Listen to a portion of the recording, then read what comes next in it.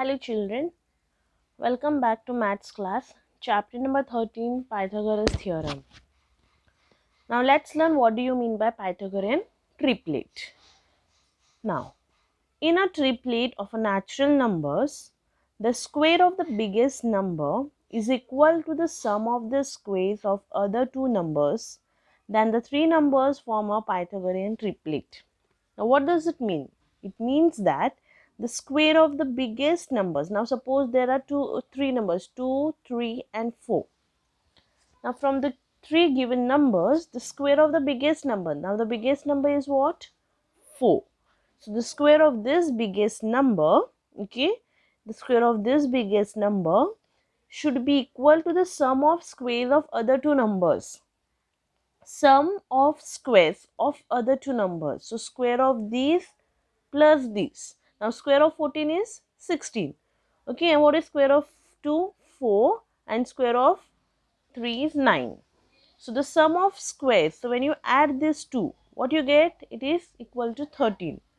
So the square of the biggest number should be equal to the sum of squares of the other two numbers. Okay, now if it is equal, then only I can say that the three numbers form a Pythagorean triplet.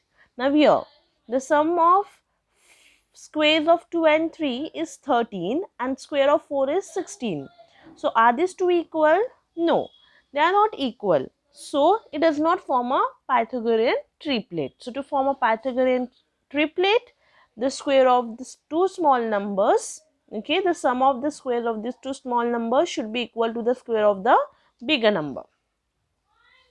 Okay, now if the length of the sides of a triangle forms such a triplet, so if these three lengths form a Pythagorean triplet, then the triangle is said to be a right angle triangle. If it does not form a Pythagorean triplet, then it does not form a right angle triangle. So always remember, if the length of the sides of a triangle form a Pythagorean triplet, then only the triangle is a right angle triangle.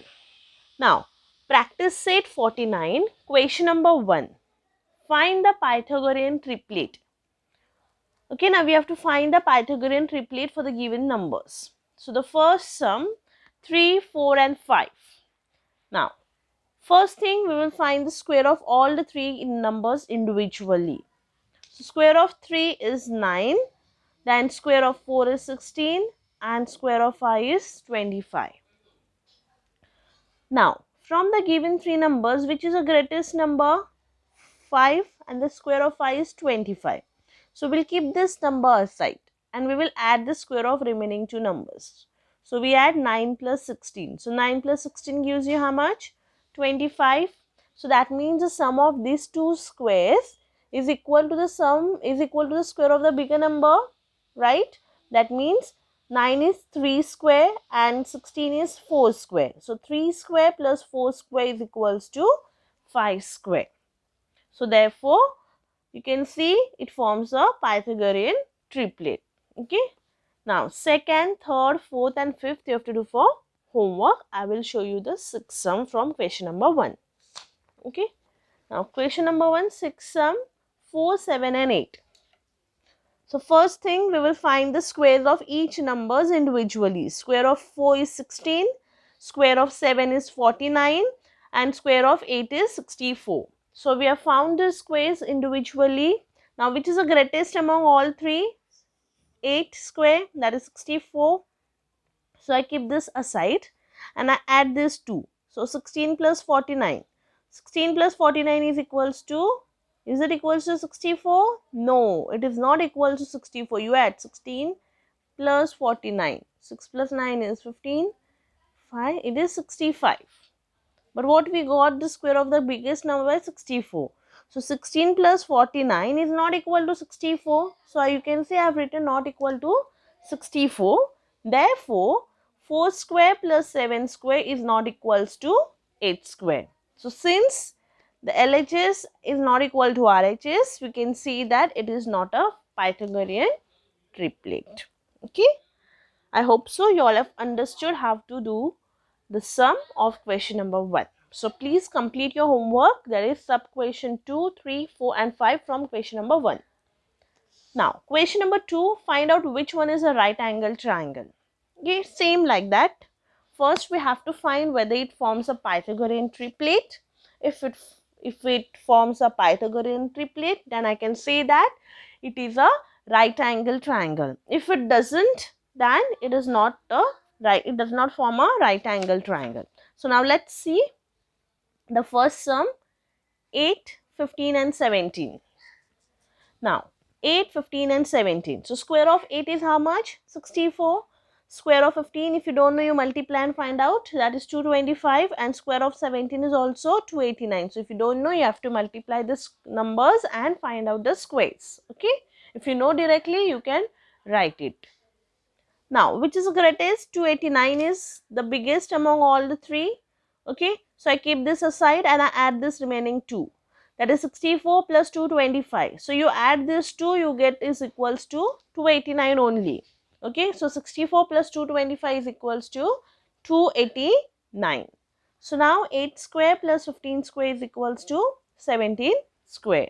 So 8, 15 and 17 forms a Pythagorean triplet, right? So it is a right angle triangle. Okay, next second sum, 11, 12 and 15. Square of 11 is 121, 12 square is 144 and 15 square is 225. Add them, 121 plus 144. So if you add 121 plus 144, you get it as 265. Whereas the square of 15 is 225. So that means 121 plus 144 is not equal to 225. So that means 11 square plus 12 square is not equals to 15 square. So since it is not equal, it does not form a Pythagorean triplet, right? So therefore it does not form a right angle triangle. Third one you do for homework. Let's see the fourth sum, 1.5, 1.6 and 1.7. Find the square of each of them. 1.5 square is 2.25, 1.6 square is 2.56 and 1.7 square is 2.89. Now add this 2.25 plus 2.56. You add 2.25 plus 2.56. That is 4.81. And here it is 2.89. So is it equal? No. So that is not equal to 2.89. Therefore 1.5 square plus 1.6 square is not equal to 1.7 square. Therefore it does not form a right angle triangle. Okay, and fifth sum you have to do for homework. Thank you.